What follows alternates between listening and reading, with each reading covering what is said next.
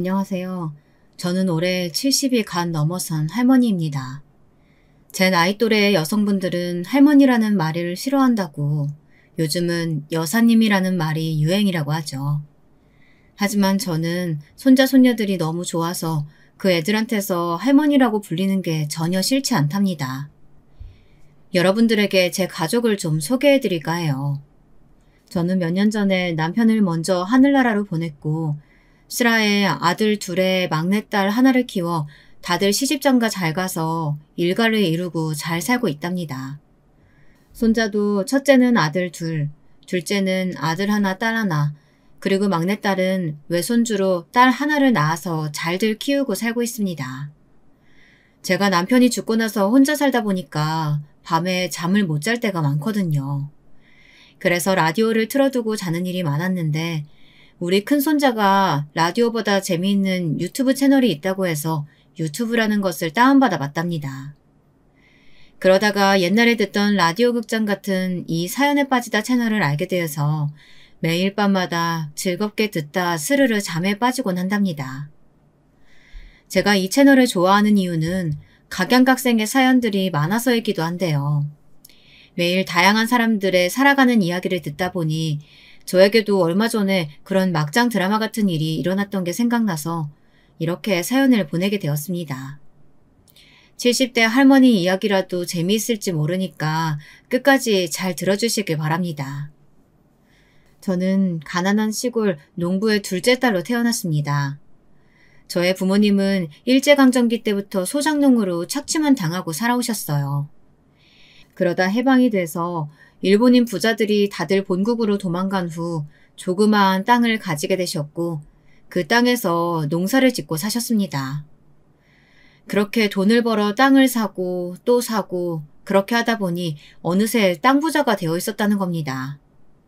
그러다 한참 대한민국이 개발될 때 제 부모님 땅의 일부가 고속도로가 뚫리게 돼서 그 보상금을 받아 전라도 나주 아시죠? 그 나주에서 알아주는 부자가 되셨다고 합니다. 그래서 저는 고등학교도 나오고 나름 그 동네에서 부잣집 딸로서 청소년기를 보내게 되었어요. 제가 어릴 때는 동네에 여고 나온 친구들이 3분의 1도 안 되었거든요. 그런데도 제 부모님들은 제가 공부를 좀 잘하는 게 보이니까 고등학교까지 마치라면서 등록금과 육성회비도 내주셨습니다.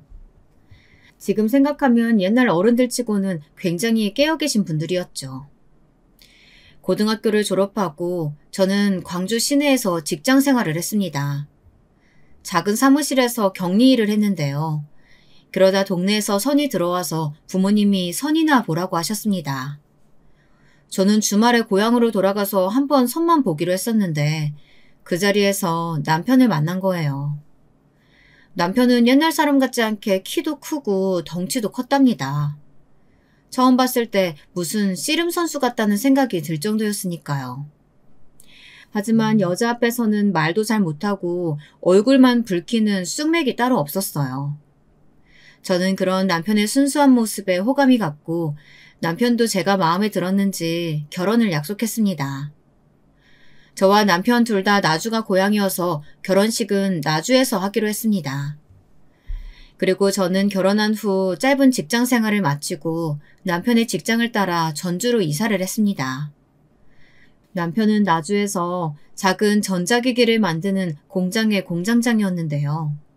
그 시대에 공고를 나와 수리공부터 시작해 조립, 검사 등 착실하게 경력을 쌓아 공장장이 된 것이었어요. 젊은 나이에 출세했다고 시어머니가 굉장히 남편을 자랑스러워 하셨습니다. 시댁 어른들도 나주분들이시고 친정이랑 같은 동네에서 농사를 짓고 사시니 주말엔 거의 우리 집 아니면 시댁에 가서 농사일을 돕게 되었습니다. 저희 시댁 어른들은 지금은 물론 다들 돌아가셨지만 드라마에 나오는 못된 시어머니도 아니셨고 무척 순박한 분들이었어요.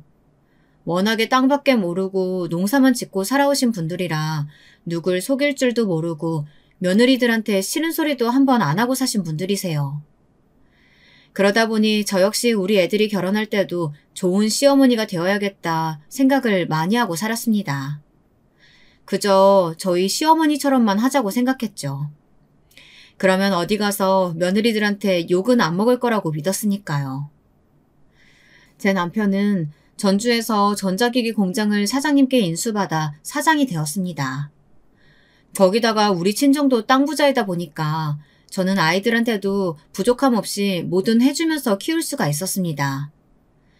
그래서 그런지 장남인 우리 영준이는 공부도 잘했지만 조금은 제멋대로인 아이가 되어버리고 말았습니다.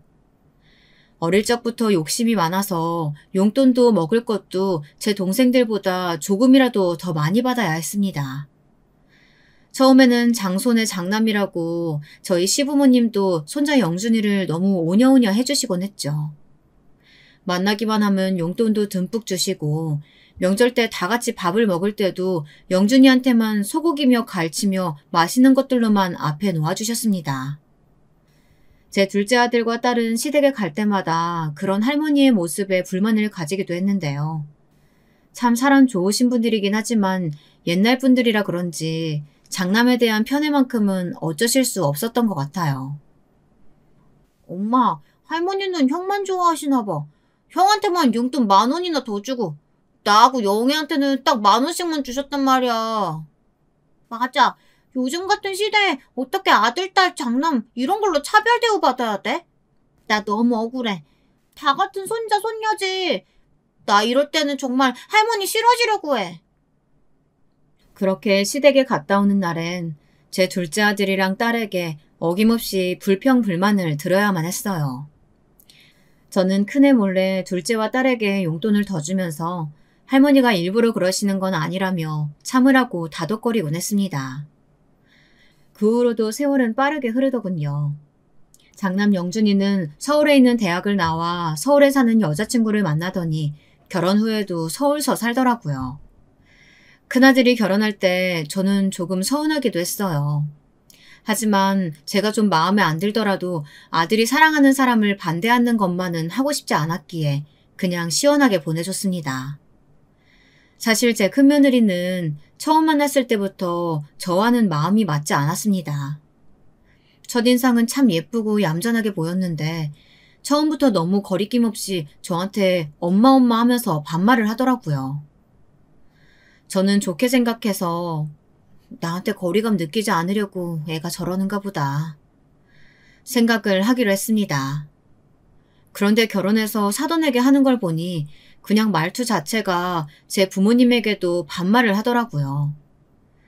결혼하고 큰아들 부부가 처음으로 집에 인사를 왔는데 차려주는 밥만 먹고 손님처럼 가만히 앉아있다가 가는 걸 보니 큰며느리가 앞으로 맞이 노릇을 잘할까 걱정이 되더라고요. 저는 사부인에게 걱정스러운 마음으로 전화를 했습니다. 아유, 사부인 잘 지내셨죠? 그때 결혼식장에서 뵙고 처음 인사드리네요. 애들 신혼여행 잘 마치고 저희 집 와서 저녁 잘 먹고 갔습니다. 근데 우리 며느리가 맏며느리 노릇을 잘 할 수 있을까요? 저는 좀 걱정이 돼서요. 아이고, 감사합니다. 하루 잘 자고 갔다니 다행이네요. 그리고 우리 딸이 좀 부족한 점이 많아요. 막내딸로 자라나서 애가 천방지축 눈치가 없답니다. 제가 다 죄송하네요. 아직도 저한테 반말하고 친구같이 지내요. 그저 시어머님이 잘 가르쳐주시고 사랑으로 품어주셨으면 좋겠네요. 내일은 애들 저희 집으로 좀 들르라고 말해뒀으니까 제가 우리 딸 만나면 잘하라고 이르겠습니다. 전화를 끊었는데도 여전히 찜찜한 마음을 떨칠 수가 없었습니다. 사부인 역시 아무것도 아니라는 듯이 넘겼는데 제가 너무 속 좁게 생각하는 걸까요? 저는 윗사람한테는 그에 맞는 대우를 해주고 받아야 한다고 생각했는데요. 제가 요즘 말로 꼰대였다는 걸까요? 그 후 저는 차례차례 둘째 아들과 막내딸을 결혼시켰습니다. 둘째 아들은 저희 집에서 얼마 떨어지지 않은 전주 시내에 살고 있었고 딸은 광주로 시집을 갔습니다. 그래서 마음만 먹으면 둘째나 셋째네 집에는 자주 갈 수 있었고 그렇게 내외하며 살지도 않았는데요. 큰아들 내외 집에 갈 때만큼은 거리감이 느껴지더라고요. 서울서 사니까 거리감이 느껴지는 것뿐이 아니었습니다. 큰며느리는 제가 어쩌다 아들 집에 한번 가보고 싶다고 말하면 그렇게 싫어하더라고요. 그리고 그 거북해하는 느낌은 큰며느리의 말투에서 다 드러나서 딱히 예의를 갖추고 말고 할 것도 없었습니다. 예, 내가 내일 오랜만에 친구들 만나러 서울 올라가는데 혹시 너희 집에서 하룻밤 지냈다 내려가도 되니? 아, 엄마, 저 내일 약속 있어요.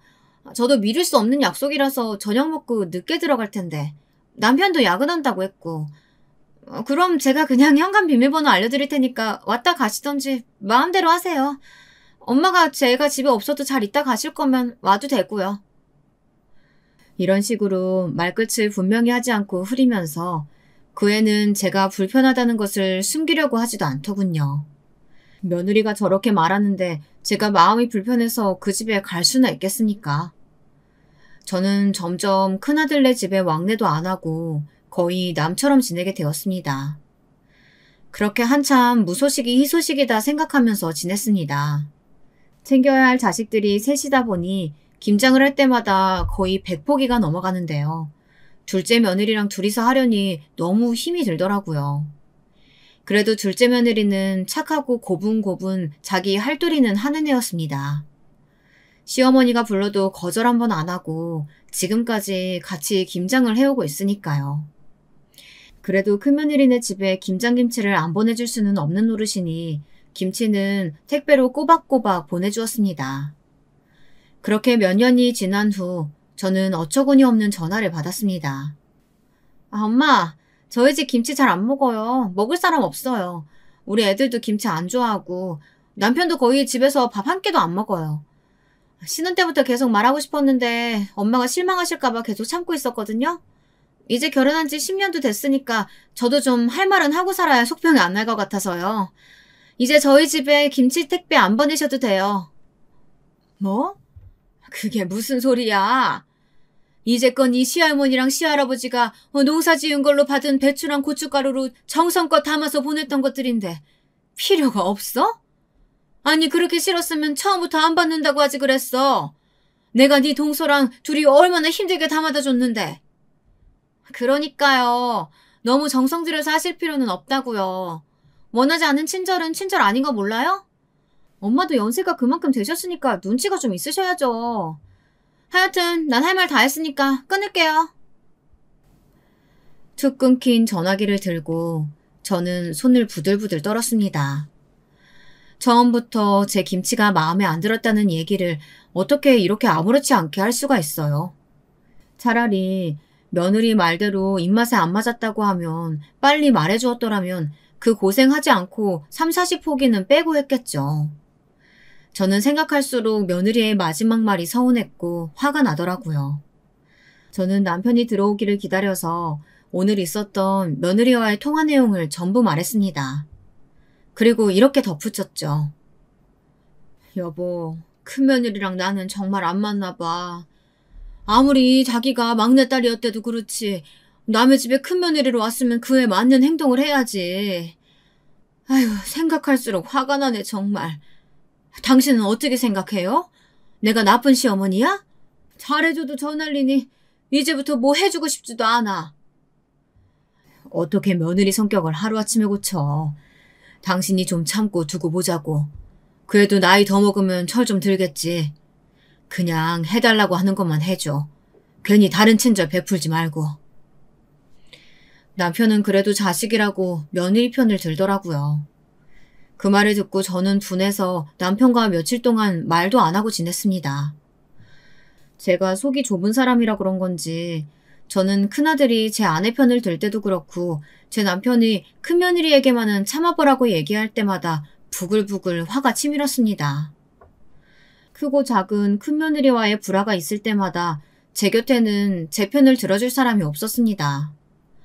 둘째 며느리에게 이야기하자니 동서지간에 편을 가르는 것 같아 꺼려지고 또 둘째 아들이 알면 자기 형한테 뭐라고 할 것 같아 저는 막내딸에게만 가끔 제 분한 마음을 털어놓게 되었어요. 그 못된 며느리가 이번에도 엄마 생일 때 돈만 계좌로 딱 보내고 오지도 않는다지 뭐니.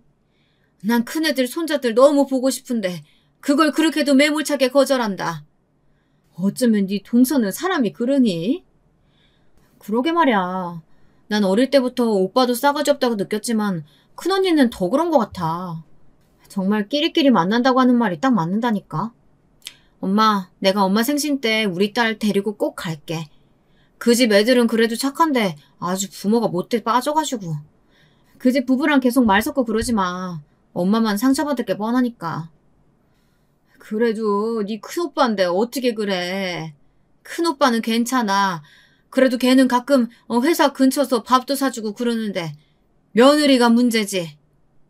그동안에 세월이 흘러 큰아들 부부는 다니던 회사를 나와 사업을 한다면서 그 당시 서울에서 유행했던 방탈출 카페라는 것을 하나 차렸습니다. 그때는 아직 남편이 살아있을 때였는데 장남이 대책 없이 퇴직을 해 혼자 사업을 한다고 하니 저희 부부는 걱정이 안 될 수가 없잖아요. 그래서 아들을 불러 물었습니다. 너 그 사업은 장래성이 좀 있기는 한 거야? 혹시 금방 망하고 뭐 그런 건 아니지? 사업체가 편의점도 아니고 처음에 잘 안 된다고 금방 말아먹고 그러면 안 된다. 알겠지? 이런 시기에는 무조건 버티는 사람이 이기는 거야. 알아요. 저도 다 알아보고 한 거고 오락실이나 PC방보다 방탈출 카페 같은 곳이 요즘 젊은 세대 사이에서 엄청 유행이래요. 같이 동업할 사람도 구하고 있으니까 엄마 아빠는 걱정 안 하셔도 돼요. 그것보다 제가 퇴직금 2억만으로는 좀 부족해서 그런데 아버지 돌아가시면 받을 유산 좀 미리 당겨서 받을 수 없어요? 오늘 여기까지 온 게 그것 때문이구나. 내가 너한테만 미리 유산 증여하면 네 동생들은 뭐라고 생각하겠니? 받고 싶으면 네 동생들이랑 의논해서 허락 받아가지고 와. 그래야 줄 수 있지 아니면 난 못 준다. 그리고 그거 유행 지나면 어쩌려고 그래?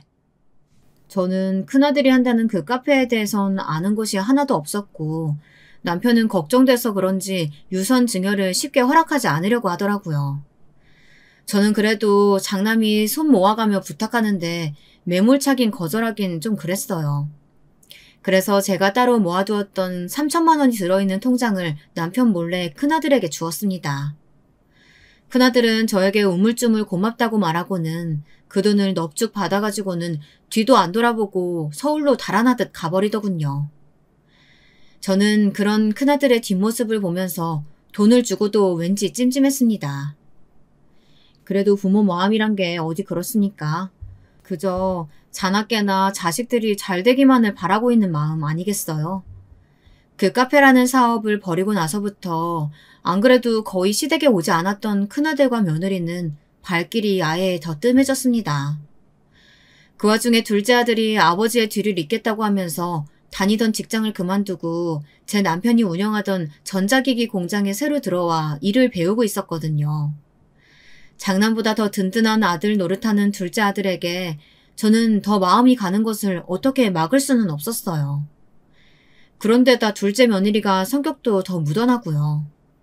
저는 그 애들을 만날 때마다 이 애들이 오히려 장남 부부였다면 얼마나 좋았을까 하고 아쉬워하곤 했답니다. 다행히 큰아들의 방탈출 카페는 유행에 따라서인지 장사가 잘 된다고 하더라고요. 하지만 특히 주말에는 돈을 더 많이 벌어들이니까 큰아들은 일주일에 한 번 쉬는 날조차 제대로 없었습니다. 그런 날들이 몇 년이 지나가고 나서 보니 큰아들은 눈에 띄게 눈밑이 검게 변해서는 건강이 안 좋아지는 것 같았습니다. 하지만 반대로 큰며느리는 피부과에 다니면서 주름 시술하고 성형까지 하면서 오히려 예전보다 더 젊어지고 예쁘게 변하는 것이 느껴지더라고요. 우리 아들이 번 돈으로 그 애가 병원비며 백화점, 피부 시술, 스파 이런 것들에 다 퍼주면서 사는 것 같았어요. 저는 큰며느리의 그런 뻔뻔한 모습에 치가 떨렸습니다. 남편이 밖에서 고생을 하면 집에서 애들 잘 키우고 집안일이라도 잘하면 좋으련만 그 애는 그런 기본적인 것도 관심이 없었으니까요. 가정주부인 큰며느리가 직장 다니는 둘째 며느리보다 더 바쁘다면서 일주일에 2번 파출부를 부른다니 제 생각엔 이해가 안 되는 일이었습니다. 신혼 때부터 그다지 마음에 차지 않았던 큰며느리는 세월이 지날수록 저와는 맞지 않고 점점 더 큰아들 부부에게 정이 떨어졌습니다. 그 와중에 공장에서 열심히 일하던 제 남편에게 사달이 생겼어요. 그 청천벽력 같은 일은 어느 날 점심때쯤 둘째 아들에게 전화가 와서 시작되었습니다. 어머니, 저 영민이에요. 큰일 났어요. 아버지 방금 쓰러지셨어요. 구급차로 전북대 병원 가 있을 테니까 어서 병원으로 와주세요. 저는 멍하니 아들의 전화를 듣기만 하고 있었습니다. 도무지 현실감이 없었어요. 아침 일찍 일어나서 밥 잘 먹고 출근한 사람이 갑자기 쓰러졌다고 하니 믿을 수가 있어야죠. 그렇게 10여 분을 아무 생각도 못하고 백지 상태로 있다가 저는 펑펑 울면서 병원으로 달려갔습니다. 응급실에서 제 남편은 링거와 호스 등을 달고 힘없이 누워있더군요. 의사는 뇌출혈이라고 했고 다행히 빨리 발견하고 처치가 되어서 수술을 하면 괜찮을 거라고 했습니다. 둘째네 부부는 수술실 앞에 와서 초조하게 수술이 끝나기만을 기다리고 있었어요. 처음에 수술만 하면 괜찮을 거라는 병원 의사의 말과는 달리 수술 자체는 7시간이나 걸렸습니다. 저는 그 시간 동안 물 한 모금도 못 마시고 긴장돼서 수술실 밖에서 그 사람에게 무슨 일이 없기를 기도하면서 보냈습니다. 둘째 며느리가 그런 저에게 밥이라도 먹고 오자며 병원 밖으로 나가기를 권했지만 저는 고개를 저으며 둘째 부부에게 너희들이나 다녀오라고 말했습니다. 결국 제 고집을 못 꺾고 그 애들만 병원 지하에 가서 식사를 하고 왔어요. 애들이 올라오자 길고 긴 시간 동안 켜져 있던 수술실 앞에 빨간불이 꺼졌습니다. 저는 땀을 닦으면서 나오는 의사를 붙잡고 간청하듯이 물었습니다. 의사 선생님, 우리 남편 괜찮은 거죠? 처음에 응급실에서 그분은 어디 가시고 어쨌든 남편은 괜찮죠? 곧 깨어날 수 있는 거죠? 괜찮다고 확실한 답을 못 드리는 것은 유감으로 생각합니다. 응급실 레지던트가 낙관적으로 본 것 같지만 출혈 부위가 약간 생각 외로 까다로워서 깨어나셔도 마비가 오래가거나 언어적 후유증이 남을 수 있어요. 의사 선생님의 말은 저를 더 깊은 나락으로 떨어뜨리는 듯 했습니다. 그래도 둘째 아들은 못 깨어난다는 말보다는 낫다고 하면서 희망을 가지자고 했어요. 그리고 아들은 남편이 일반 병실로 올라가자 공장을 오래 비웠다면서 자기는 일터로 돌아갔습니다.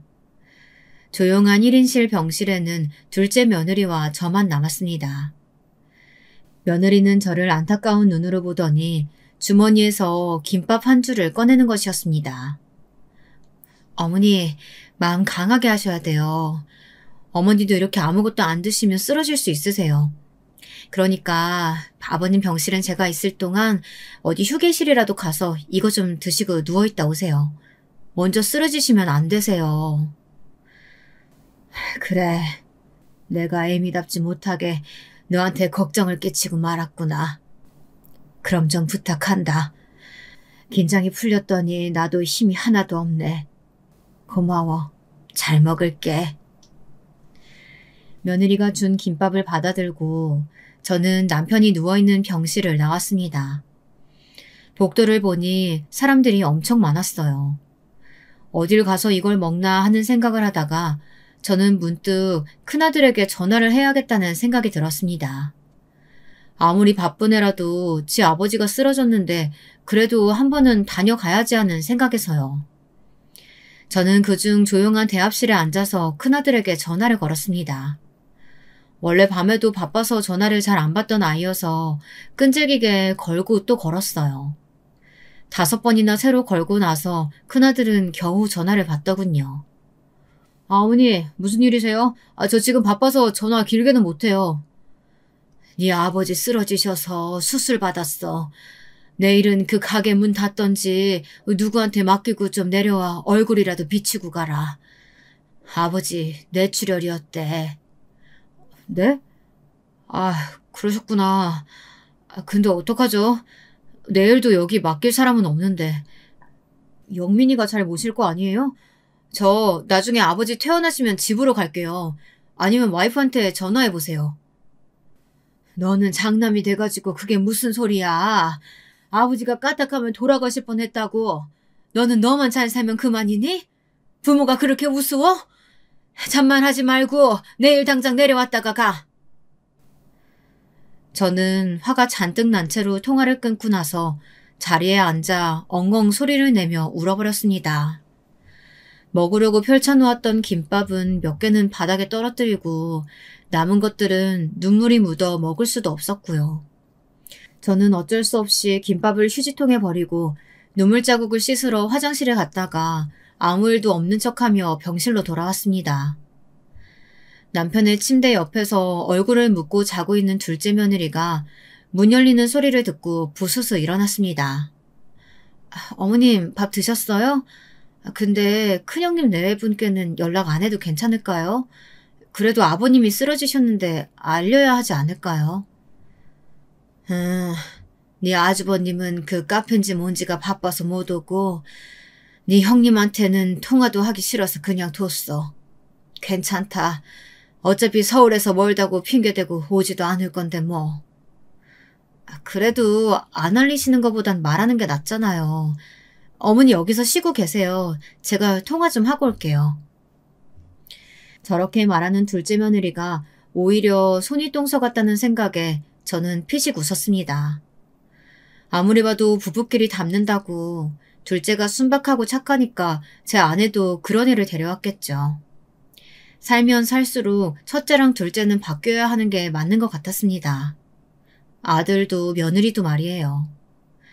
둘째는 어두운 얼굴로 돌아와서 제게 이렇게 말하는 것이었어요. 형님이 내일 무슨 병원인가 예약이 있다고 못 오고 대신 돈은 수술비에 보태라고 100만 원 정도 보냈다고 하더라고요. 이따 한번 확인해 보세요. 그런데 정말 아주버님도 너무하시긴 하네요. 형님 병원은 솔직히 뭐 피부과나 무슨 성형수술일 텐데 그런 건 나중으로 미뤄도 되는 거 아닌가 싶네요. 참 사람들이. 아무리 생각해도 저 역시 둘째의 말이 이치에 맞고 분별 있는 것 같았습니다. 부모를 그렇게 무시하고 부모답게 생각하지도 않는 그것들한테 정말 서운한 마음과 복수하고픈 마음이 반반이었습니다. 이번 일로 저는 남편이 일어나면 큰아들네한테는 한 푼도 유산을 물려주지 말자고 말을 하고 싶어졌어요.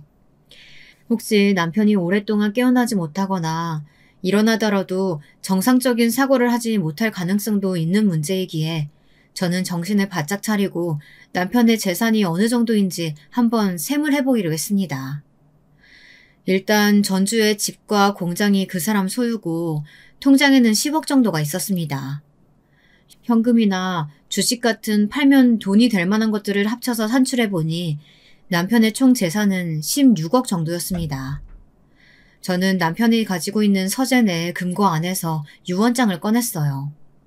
그것을 가지고 변호사를 찾아가 남편의 현재 상태를 말하고 현 시간부터 유언장 내용을 변경하고 공증하고 싶다고 말했습니다. 변호사는 본인이 아니면 좀 곤란하다고 말했지만 저는 변호사에게 강하게 제 의견을 말해주었어요.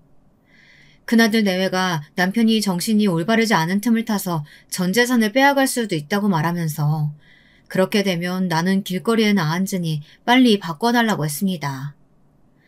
변호사는 여러 시간의 상담을 거친 후 드디어 제 소원을 들어주었습니다. 그렇게 유언장의 내용을 바꾸고 나서 저는 큰아들 내외에게 전화를 걸었어요. 다음 날은 일요일이라 큰며느리는 전화를 받더라고요. 병원 시술을 하고 왔다면서 말을 오래 못한다고 미리 연막을 치는 큰며느리에게 저는 바로 본론을 이야기했습니다. 네 시아버지 상태가 좋지 않아서 내가 혹시 아버지 돌아가시고 나면 혼자 지내야 될 것 같구나. 그런데 영준이가 장남이잖니. 나는 혼자가 되면 도저히 전주에서 못 살 것 같아. 만약 아버지 돌아가시면 너희들이 서울집으로 나를 모셔주겠다는 계약서 쓰고 내 재산을 전부 물려줄게.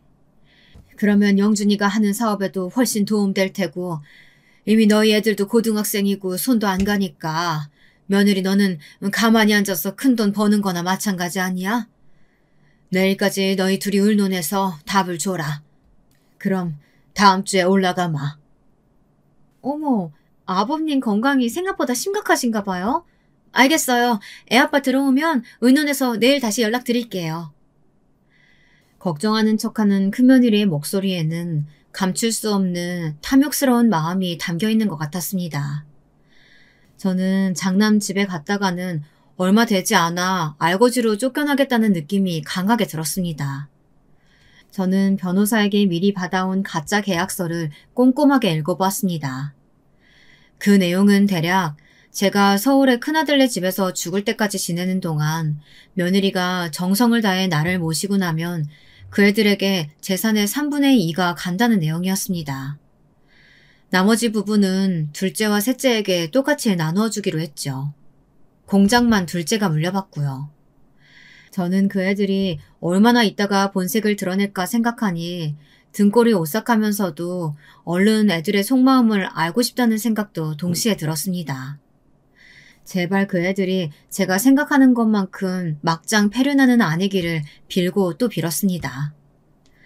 병원에 돌아가니 아직도 둘째 며느리는 성실하게 자리를 지키고 있더라고요. 저는 며느리를 집으로 돌려보낸 다음 집에서 미리 가져온 담요를 덮고 남편의 곁 간이 침대에서 잠을 청했습니다. 남편의 느린 숨소리는 하루 종일 긴장의 연속이었던 저에게 자장가처럼 들렸어요. 저는 오랜만에 라디오를 틀지 않아도 꿀잠을 잘 수 있었습니다. 다음날 저는 둘째 며느리에게 오늘은 쉬라고 말한 뒤 딸을 불렀습니다. 딸은 걱정스러운 얼굴로 남편의 병실에 와서 링거를 주렁주렁 단 남편의 얼굴을 보자 눈물부터 흘렸습니다. 저는 딸에게 남편을 잘 부탁한다 말한 후 병원 밖에서 큰며느리에게 전화를 걸었습니다. 어때? 어제 말한 건 애비랑 의논해 봤니? 내가 오늘 변호사 만나서 너희 아버지 유언장이랑 효도 계약서 가지고 출발하려고 하거든. 그러니까 서울 터미널로 나 좀 데리고 나와줘라. 네, 영준 씨가 그런 일이라면 어머니 얼마든지 모시자고 이야기하더라고요. 몇 시쯤 버스로 도착하실 것 같으세요? 제가 차 가지고 갈게요. 지금 출발하면 내가 오후 3시쯤 도착할 것 같으니까 시간 맞춰서 나와 있으면 내가 전화하마. 알겠지? 네, 알겠어요. 조심히 오셔요, 엄마.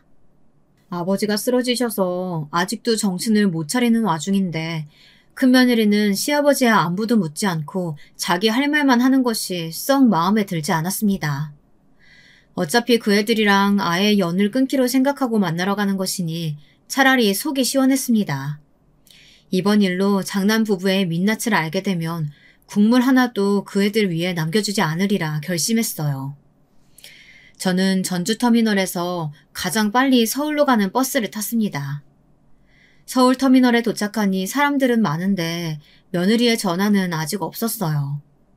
저는 가슴이 두근거리면서 며느리가 꼭 저를 데리러 오기를 바랬지만 제가 아무리 전화를 하고 문자를 보내도 며느리에게서는 답이 없었습니다. 3시에 터미널에 도착해서 저녁 6시가 되도록 결국 큰며느리는 오지 않았습니다. 이런 결과를 머릿속으로는 예상하고 있었지만 막상 당하고 보니 슬프고 화가 나서 견딜 수가 없었어요. 처음부터 내 말을 믿지 않은 것은 물론이고 며느리도 꼭 나올 것처럼 속이고 서울 지리도 잘 모르는 나를 엿먹이려고 이 시간까지 아무런 답도 없는 게 틀림없었습니다. 저는 결국 다시 전주로 가는 표를 사 버스에 몸을 실었어요. 저도 모르는 사이에 눈에서 눈물이 흘러내렸습니다. 제 옆에 탄 10대로 보이는 학생이 저에게 괜찮으시냐고 조심스럽게 묻더라고요. 저는 그 애가 걱정할까 얼른 눈물을 닦고 자는 척을 했습니다. 다시 집으로 돌아오니 맥이 탁 풀려서 저는 힘없이 소파에 누웠습니다. 그래도 결말이 폐륜은 아닐 거라고 믿었던 장남과 큰며느리에 대한 배신감에 온몸이 욱신거리고 아파왔죠. 밤이 되어서도 큰며느리에게는 연락 한 통도 없었습니다. 저는 도저히 그 애한테 먼저 연락을 하고 싶지가 않았어요. 그래서 며칠간 한마디도 안 하고 끙끙 앓고 있었습니다. 그래도 병원에 있는 남편을 돌보기는 해야 하니 둘째 며느리와 딸과 번갈아서 남편의 병상을 지켰습니다. 남편의 수술 후 일주일이 지났지만 남편은 아직 의식이 없었어요. 바이탈도 안정되고 숨도 잘 쉬고 있었지만 의식만은 깨어나지 않고 있었습니다. 뇌사 상태도 아닌데 이상한 일이라며 의사 선생님들은 이런 상태가 계속되면 진짜 뇌사로 갈 수 있다고 청천벽력 같은 소리를 하는 것이었어요.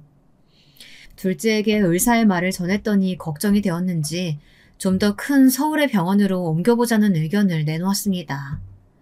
공장은 며칠간 다른 사람에게 맡기고 서울의 큰 병원을 알아보고 아버지를 옮겨 더 좋은 치료를 받게 하자고요.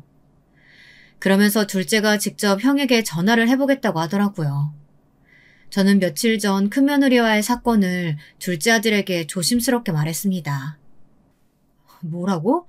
그런 일이 있었어요? 형 진짜 막장이네. 아버지 전북대 병원 입원하신 동안 한 번도 안 오더니 정말 엄마한테도 그런 짓을 했다고? 형수님도 정말 너무한다. 내가 엄마 도와서 같이 복수해줄게. 됐다. 복수는 무슨. 이제 걔들이랑 인연 끊으려고. 도저히 내 속으로 낳은 자식 같지도 않아. 무슨 소리야. 그런 인간일수록 한 방 먹여서 정신을 차리게 해줘야지. 내가 엄마랑 같이 형네 집으로 갈 테니까 내일 아침에 제일 좋은 옷 꺼내 입고 집에서 기다리세요.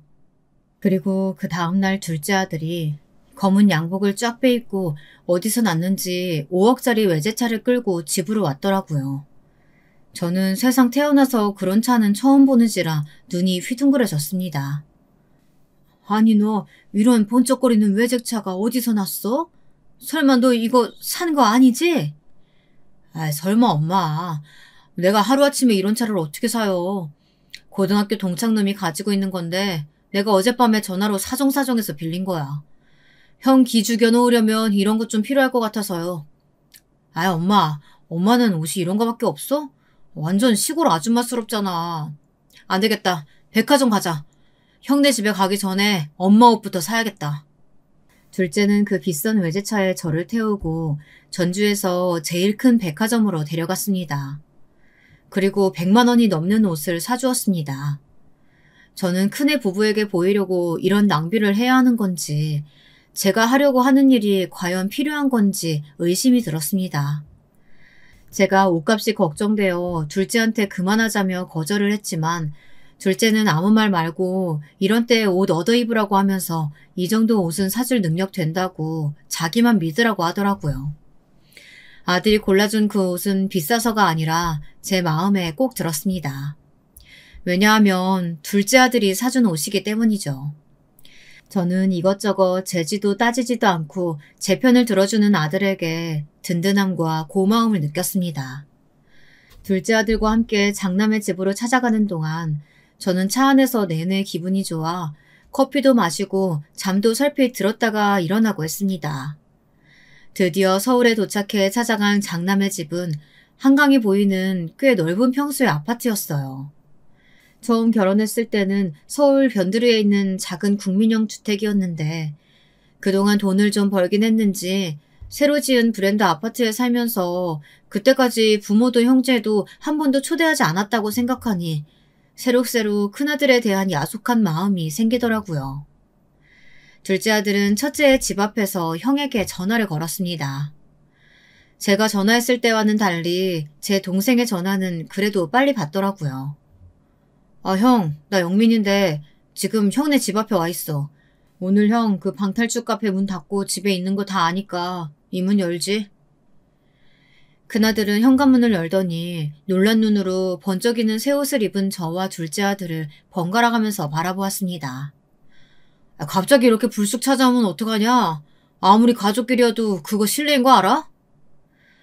내가 어제 엄마한테 너무 황당한 말을 들어서. 좋은 말 할 때 이거 열지. 집에 좀 들어가서 얘기하자. 안 그러면 현관 앞에서 소리 지른다. 둘째 아들의 무서운 얼굴과 으름장에 놀랐는지 큰아들은 문을 열고 우리들을 맞아들였습니다. 둘째 아들은 들어오자마자 소파에 퍼질러 앉아 제 형수를 부르더니 커피라도 가져다 달라고 명령하듯 말했습니다. 큰며느리는 안방에 있다 깜짝 놀라 밖으로 나와서 표독스러운 표정을 지으면서 소리쳤어요. 아니, 이렇게 불쑥 찾아와서 커피를 달라고요? 시동생은 예절도 없어요? 어머니도 그렇고요. 형하고 형수한테 이렇게 불손하게 대하는데 왜 안 말리시는 거예요? 똥 묻은 것이 겨 묻은 거 나무란다더니 딱 그 짝이었습니다. 저는 화가 나서 벌떡 일어나 큰며느리한테 손을 휘두르며 소리쳤습니다. 예, 네가 그런 말 할 처지라도 되는 줄 아니?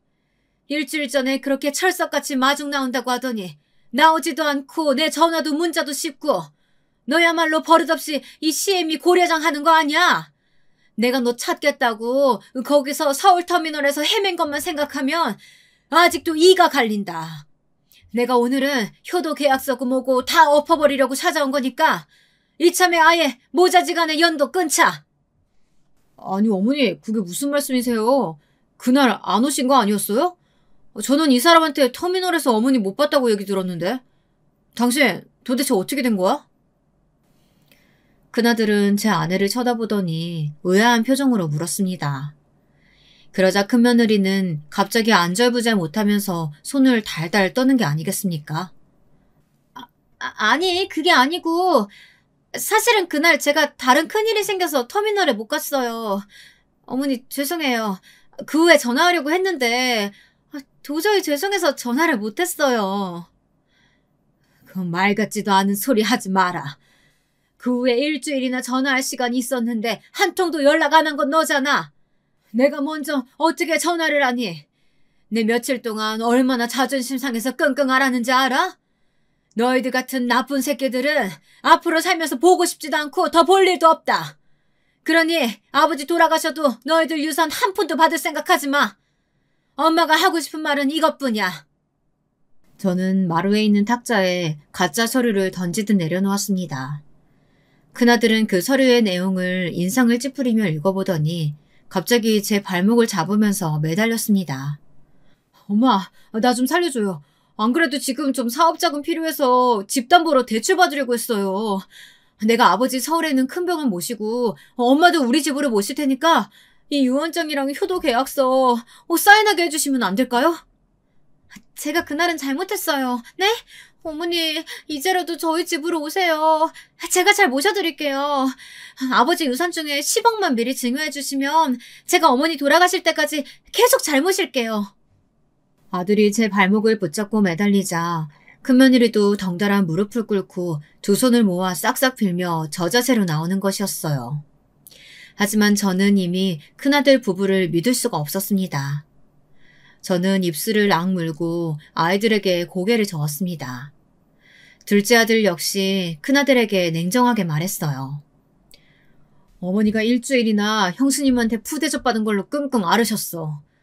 내가 엄마가 그냥 가만히 형이랑 연 끊겠다는 거 도저히 참을 수가 없어서 모시고 올라온 거야. 이제부터 내가 아버지 병원도 서울로 옮기고 어머니도 내가 모실 거야.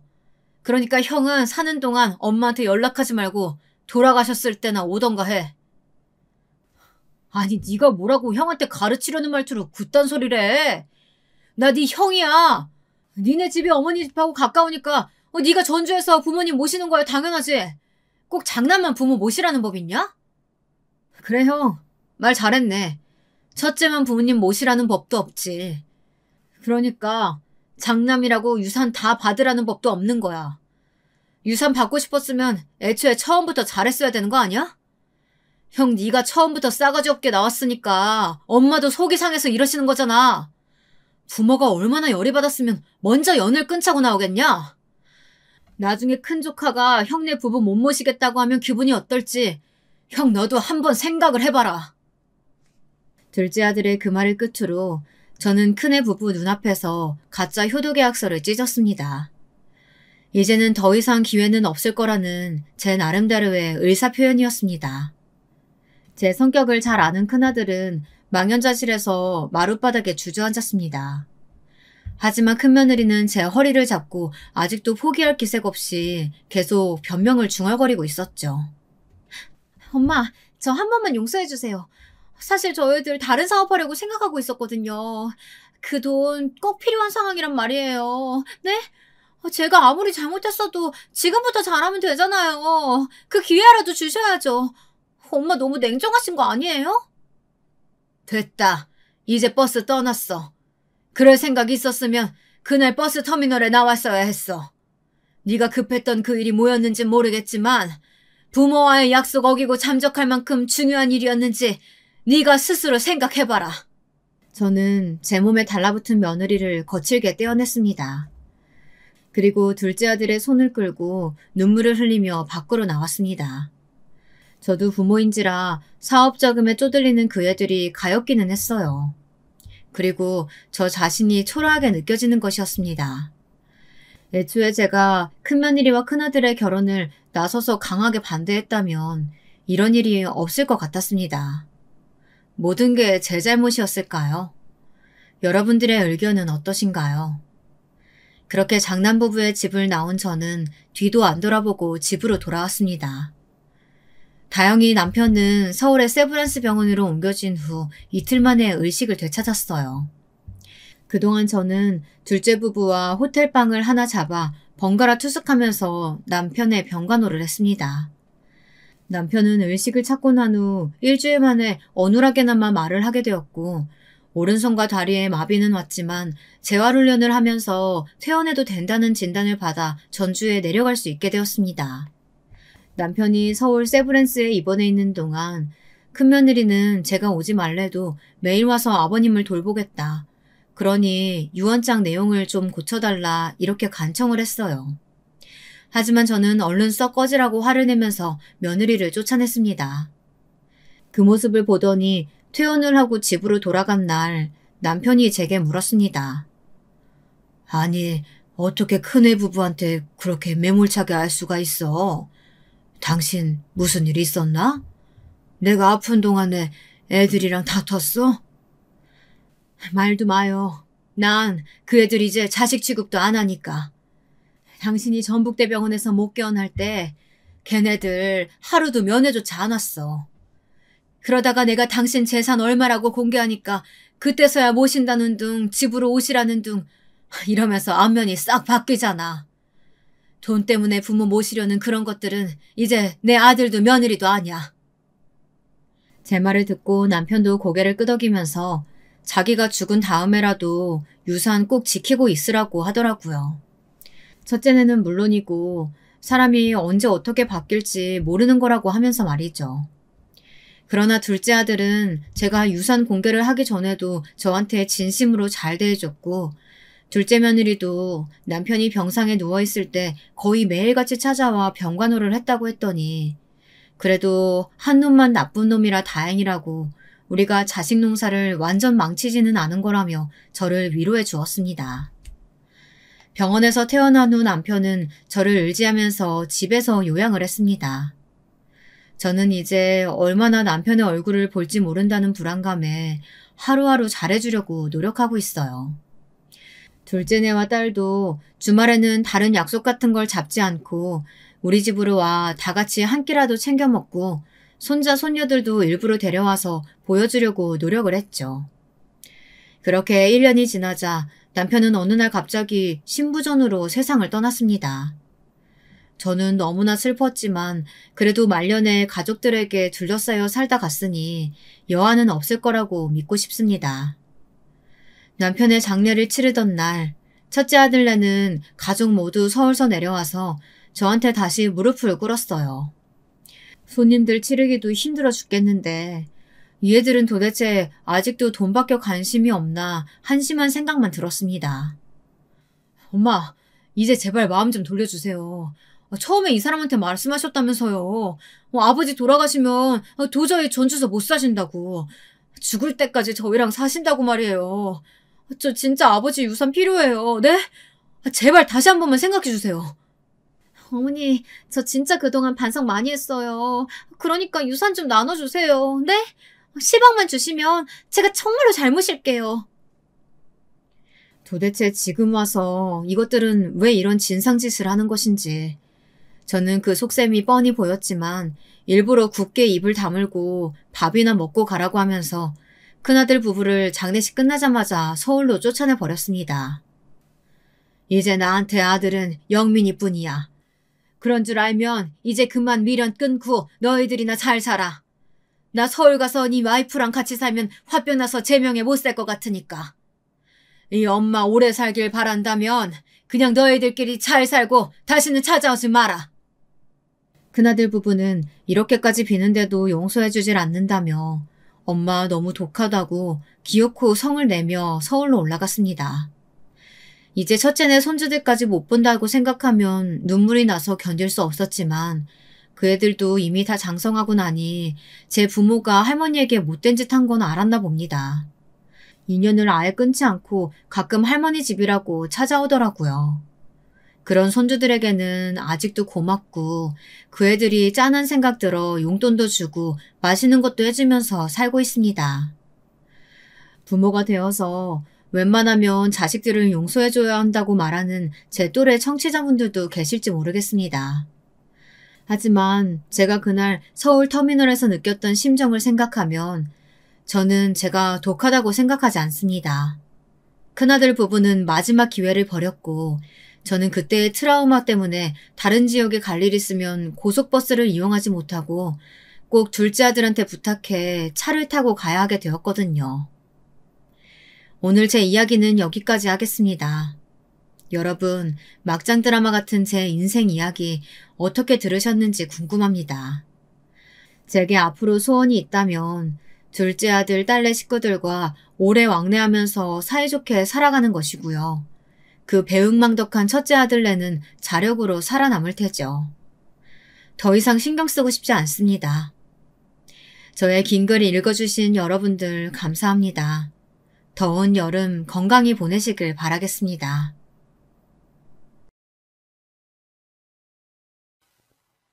안녕하세요. 저는 막 70대에 접어든 대한민국의 남자입니다. 오늘 사연을 쓰게 된 것은 여러분들의 이야기를 듣다 보니 저도 제 딸아이에게 일어났던 지옥 같던 일과 그 속풀이를 하게 된 에피소드를 말씀드리고 싶어서입니다. 저는 보수적인 산골마을에서 태어났습니다. 저희 부모님은 농사를 지으셨어요. 제가 살던 집 뒷뜰에는 감나무가 있었고 아버지는 소를 한 마리 데리고 벼농사를 지어 생계를 꾸리셨죠.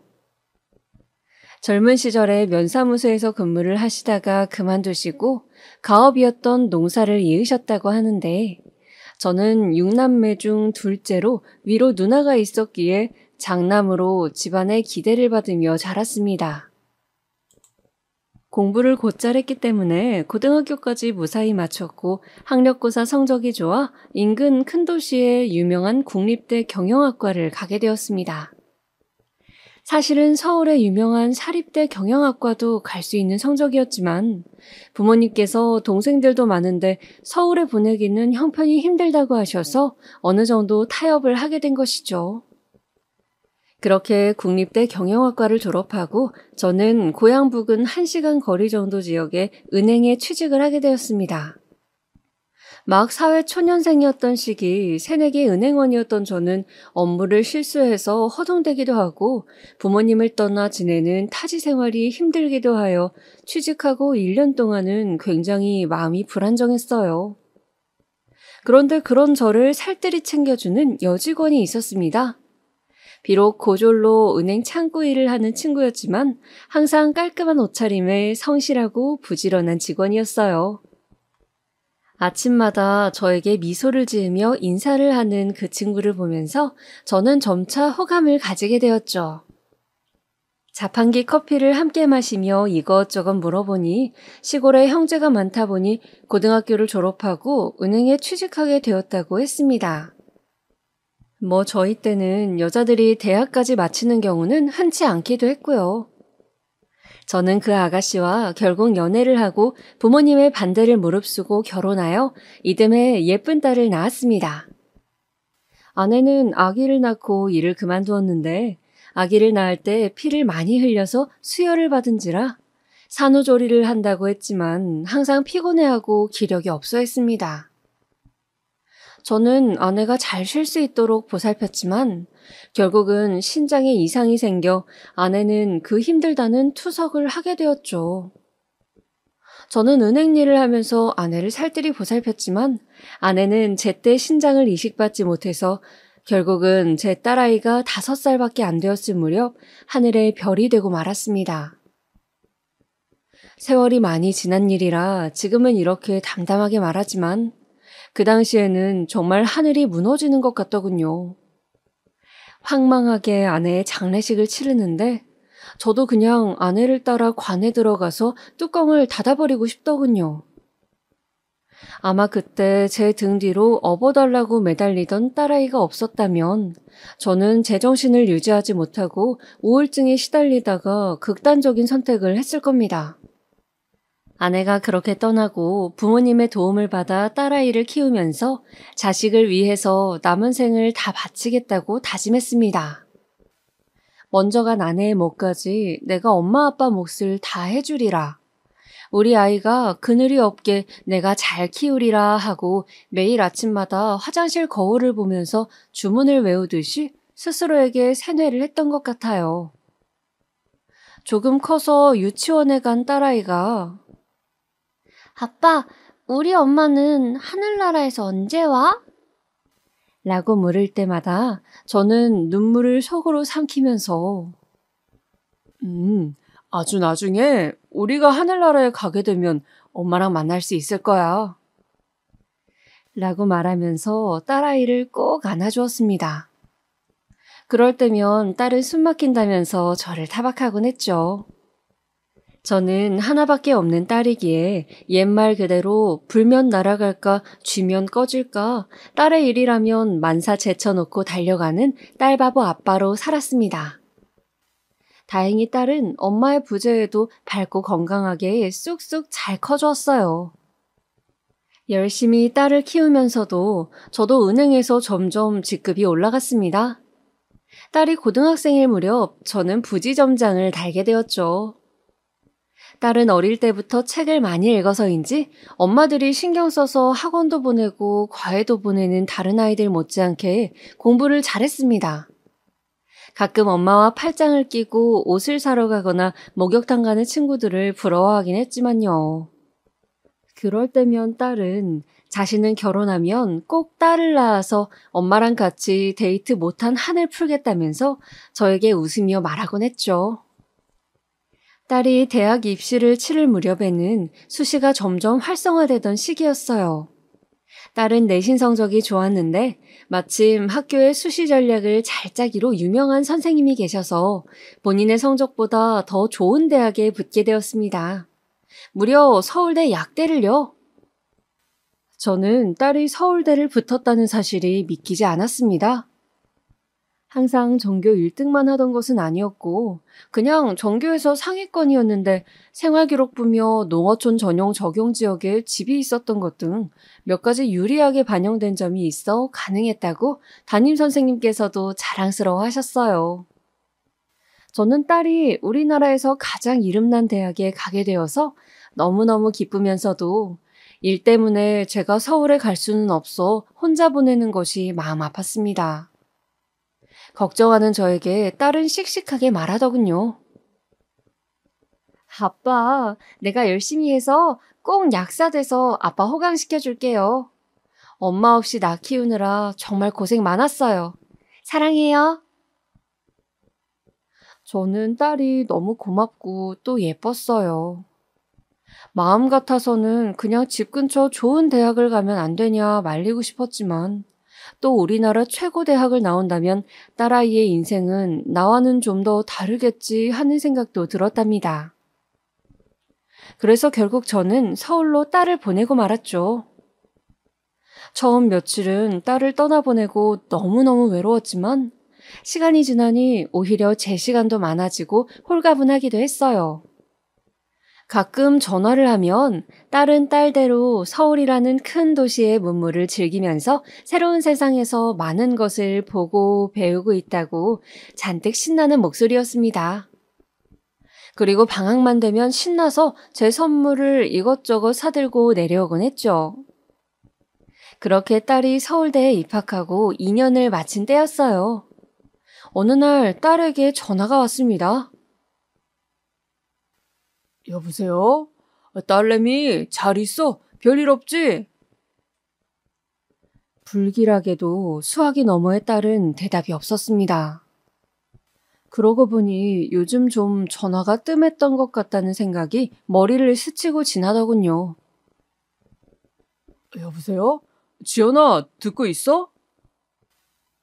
한참 만에 들려온 딸의 목소리는 잔뜩 가라앉아 있었고 갈라져 있었습니다. 아빠 보고 싶어. 저기 서울로 지금 좀 오실 수 있어요? 아빠가 너무 보고 싶은데 내가 갈 수가 없어요. 저는 뭔지 모를 불길한 예감들을 떨치며 그 길로 차를 몰고 4시간이나 되는 거리를 달려 딸의 자취방으로 갔습니다.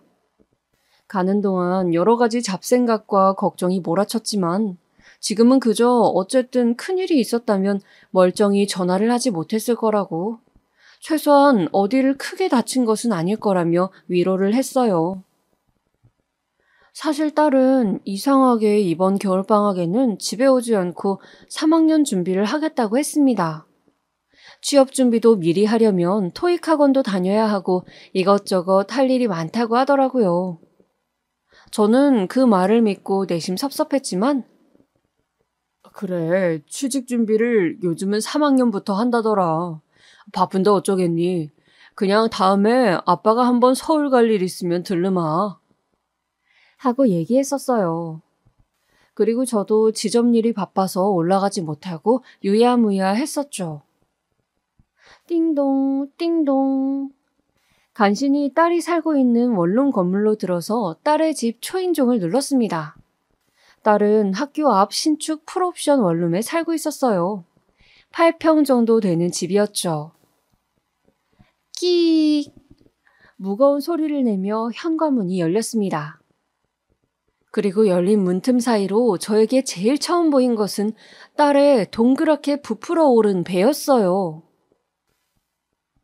지연아, 딸, 너 몸이 왜 이러니? 딸은 하루 종일 울어서 퉁퉁 부은 것이 분명한 얼굴로 저에게 애써 미소를 짓더군요. 아빠 잘 지냈어요? 내가 내려갔어야 하는데 미안해요. 들어오세요. 오래간만에 방문한 딸의 자취방에는 현관에 남자 신발이 한두 켤레 나뒹굴고 있었고 옷장에도 남자 점퍼 같은 옷이 걸려있고 어딘지 제 딸의 집 같지 않은 남자 물건들이 보였습니다. 저는 순간 머릿속이 하얗게 되더군요. 너무 말도 안 되는 상황을 접하니 생각 회로가 끊겨버린 듯 했어요. 한참을 넋나간 사람같이 앉아있던 저는 딸이 뒤뚱거리며 힘겹게 가져다준 물 한 잔을 다 비우고 딸에게 다그쳐 물었습니다. 그간의 사정을 어서 말하라고요.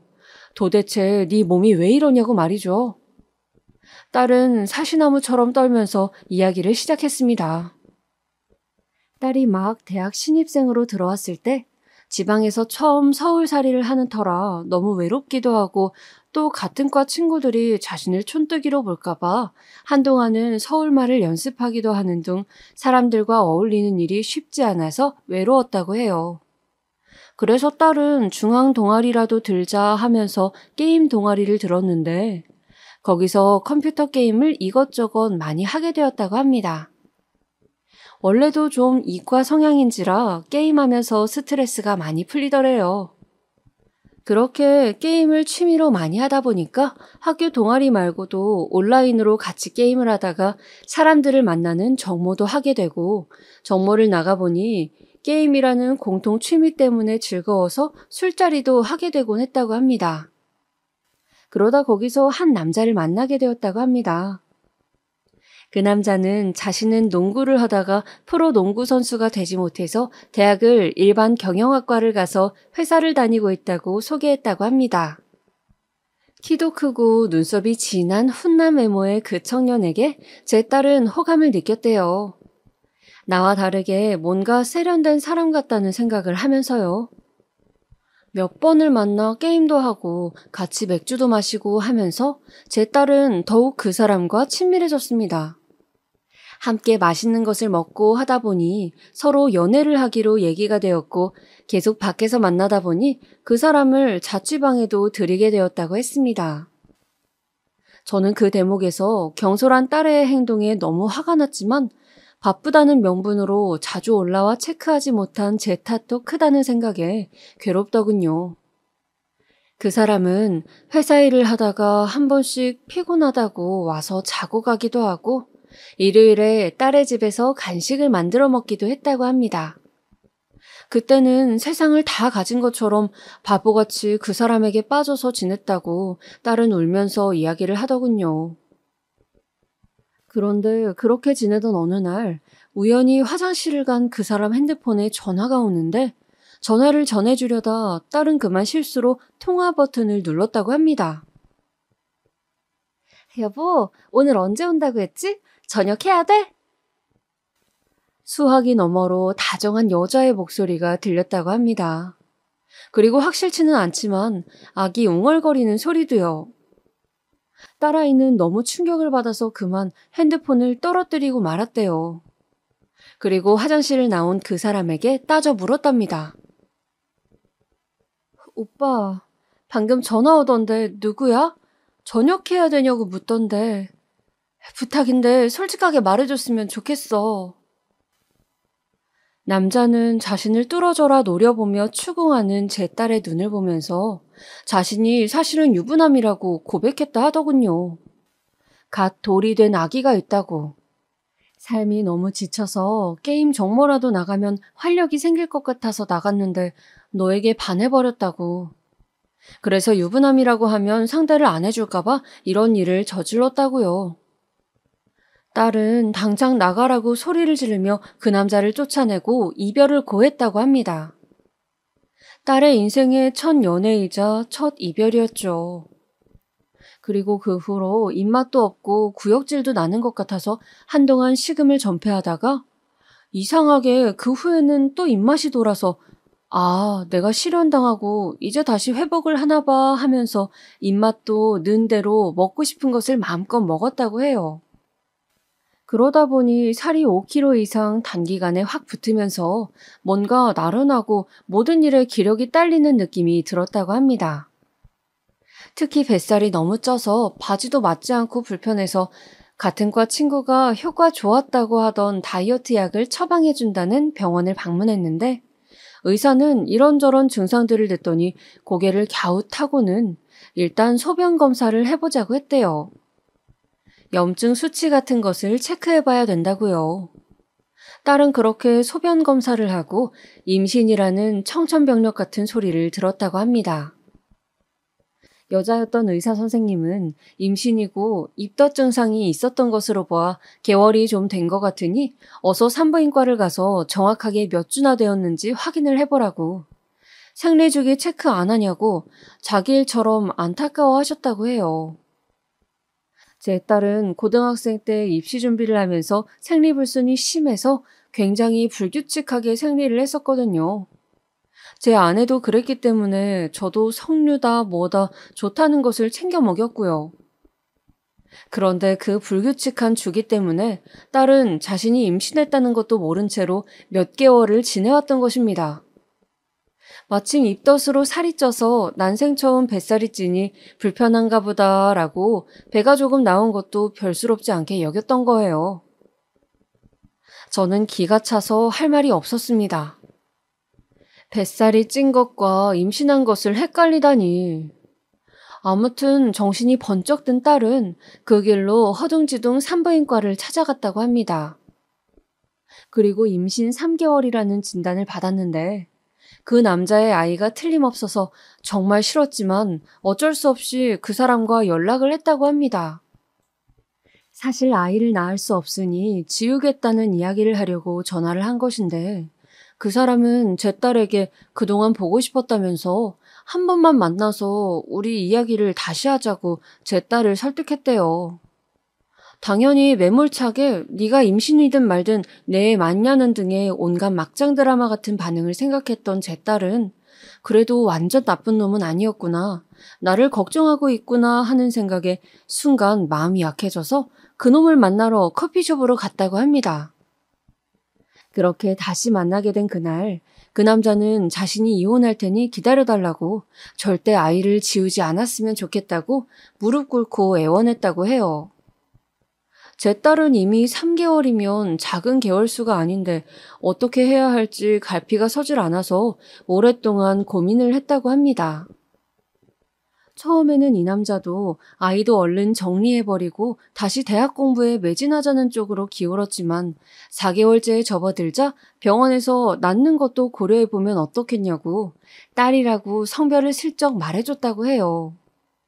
앞서 말했다시피 제 딸의 소원은 바로 결혼해서 딸을 낳고 엄마와 가져보지 못한 오붓한 시간을 딸과 데이트를 하며 보내는 것이었는데 하필 운명의 장난인지 그 아기가 제 딸이 그렇게 가지고 싶어 했던 딸이었던 겁니다. 초음파로 아기의 모습이 형체를 갖춰나가는 것을 보고 공주님이라는 이야기를 듣자 딸은 차마 중절 수술을 할 수 없었다고 합니다. 그렇게 딸은 미련하게 헤어진다는 그 사람의 말을 믿고 갑자기 임신부가 되었어요. 학교는 계속 다닐 수가 없어서 2학기에 휴학을 했고요. 한동안 그 사람은 정말 이혼 서류를 가지고 와서 딸의 앞에서 작성을 하기도 하고 딸의 집에 며칠씩 머물면서 몸을 챙기기도 하고 맛있는 것들을 사주기도 했답니다.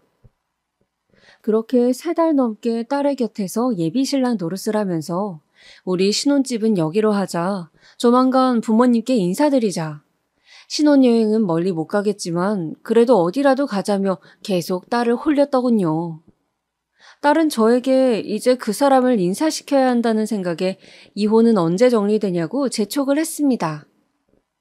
그 남자는 지금 이미 숙려기간이라고 조금만 기다리면 최종 마무리된다고 넌 아무 걱정 말고 몸이나 챙기라 얘기했대요. 그러던 어느 날이었습니다. 딸의 원룸 앞으로 웬 젊은 여자가 아기띠를 하고 찾아왔대요. 그 여자는 딸을 보고 대뜸 여기 우리 남편 있죠? 이 인간이 그렇게 말을 했는데 아직도 여기 있으면 어떡해 아가씨. 정신 차려요. 저 인간 완전 바람둥이에요. 바람핀 전적이 화려하다고요. 나는 재산 때문에 지금은 이혼을 못해요. 그러니까 아가씨가 물러나세요. 다짜고짜 여자는 그런 말을 남기고 딸의 집에 같이 있던 그 남자를 끌고 가버렸다고 합니다. 남자는 다시 연락이 와서 지연아, 내가 꼭 정리할 테니 기다려. 그동안 우리 아기 잘 있을 거라고 믿을게. 사랑해. 내 사랑은 오직 너뿐이야. 꼭 기다려줘. 하며 전화를 끊었다고 합니다. 딸은 혼란스러웠지만 1달 정도를 더 기다려봤대요. 그런데 그 후로 남자는 연락이 되질 않아서 딸은 속은 것이 아닐까 미칠 지경이 되어서 사방으로 남자를 찾아다녔다 합니다. 남자가 다닌다고 말한 회사로 찾아가 보기도 하고 산다고 한 동네 집 앞에 가서 수소문해 보기도 하면서요. 그런데 그날 이후 남자의 흔적은 모두 사라지고 어디 멀리로 이사를 간 것인지 전화도 불통이 되고 행방이 묘연해졌다고 합니다. 딸은 긴 이야기를 마치고 울면서 저를 보면서 말했습니다. 아빠, 내가 아빠가 놀랄까봐 혼자 잘 수습해보려고 했는데 알고 보면 나쁜 사람 없다던 아빠 얘기를 내가 믿고 그 사람이 이혼할 거라고 생각한 게 너무 순진했나 봐. 차라리 임신 초기에 아빠한테 말했다면 좋았을 텐데. 난 진짜 헛똑똑이인 것 같아. 이제 6개월이나 됐는데 어떡하지? 저는 그 길로 딸을 산부인과로 데리고 갔습니다. 아기는 안 되었지만 내 딸의 인생을 망칠 수는 없었어요. 그래서 독하게 마음을 먹고 뱃속에서 자라고 있는 아이를 어떻게든 내 딸의 인생에서 지워야 한다고 생각했죠. 그렇게 산부인과를 가서 의사 선생님께 사정을 했는데 대부분 병원에서는 중절수술 자체가 불법이고 이미 6개월이라 위험하다는 이야기만 했습니다. 시기도 늦었을 뿐더러 잘못하면 산모나 아이나 좋지 않다는 말뿐이었어요. 저는 필사적으로 산부인과에 전화를 걸어 사정을 이야기하였지만 대부분은 안 된다며 끊어버리더군요. 그러다가 겨우 중절수술을 해준다는 병원을 찾았습니다. 그 병원은 제가 애걸복걸하면서 딸아이의 인생이 달렸다고 매달리자 자신도 불법행위이지만 같은 부모로서 그 마음 안다고 수술을 해보자고 어렵게 말씀해 주시더군요. 그렇게 딸은 중절 수술 날짜를 간신히 잡고 병원으로 가게 되었죠. 저는 한시름 놓았다 싶었습니다. 이제 수술을 무사히 끝내고 딸 몸만 잘 추스르면 된다는 생각으로 딸에게 걱정 말고 한숨 푹 잔다 생각하라고, 아빠가 휴가 내서 몸조리 도와줄게 라고 딸의 손을 잡고 이야기했어요. 딸은 어딘지 모르게 어두운 표정으로 수술실로 들어갔고요. 저는 초조하게 수술실 밖에서 딸을 기다렸습니다. 그런데 1시간은 걸릴 것이라던 수술실 문은 들어간 지 10분이 되질 않아 다시 열리는 것이었어요. 그리고 여전히 동그랗게 부푼 배를 하고서 딸아이가 다시 나오더군요. 침대에 누운 채로 딸은 눈물을 흥건히 흘리고 있었습니다. 저는 얼른 달려가 딸의 손을 잡았습니다. 아빠, 나 이 아기 이렇게 하늘나라로 보낼 수 없어. 내가 엄마인데 그렇게 할 수가 없어. 멀쩡한 아기를 어떻게 그래. 내 딸인데. 내 딸이야, 아빠. 저는 하늘이 무너지는 것 같았습니다. 수술장에 들어가서 수술 과정을 듣는데 개월수가 많아 실제 아기를 출산하듯이 출산하고 그 후 팔다리가 다 있는 멀쩡한 아기를 하늘나라로 보낸다는 그 말을 듣고 제 딸은 도저히 수술을 할 수가 없었다고 합니다. 이미 아기는 사람의 형체로 너무 자라 있었고 제 딸의 뱃속에서 움직이고 있었으니까요. 그렇게 제 딸은 미혼모의 길을 선택했습니다. 저는 필사적으로 설득하고 또 설득했지만 무엇보다 생명이 중요하다는 딸의 이야기를 결국 들어줄 수밖에 없었습니다. 그럼 아이 아빠를 찾아가 단판을 짓자고 했지만 딸은 어디 있는지 모르고 사진 한 장 없다고 했어요. 흥신소라도 이용해서 찾아보겠다 하니 원치 않는다고, 다시는 보고 싶지 않다고 우는 것이었습니다. 그래서 그렇다면 미혼모로 아이를 키우는 것은 반대고 호적이라도 내 쪽으로 입적시키라고 했습니다. 법적인 절차를 알아보니 아이 부모가 동의하면 되고 가정법원에서 처리할 수 있다고 하더군요. 그렇게 저는 제 호적에 제 손녀를 올리게 되었습니다. 제 딸은 자신의 딸과 법적으로는 자매가 된 것이었죠. 그렇게 3달을 채우고 딸은 자연분만으로 건강한 아기를 출산했습니다. 아기는 3.3kg로 무게도 적당하고 아주 눈이 똘망똘망한 예쁜 아기였습니다. 저는 아기를 낳는 것을 반대했지만 막상 눈앞에 손주를 보자 너무 예뻐서 정신을 못 차리겠더군요. 제가 부지점장으로 받는 월급이 꽤 되었기 때문에 1년 동안 딸은 학교를 휴학해둔 채로 산후조리를 하면서 아주머니도 쓰고 편하게 몸조리를 하게 했습니다. 이렇게 우리 가족은 새 식구가 되었죠.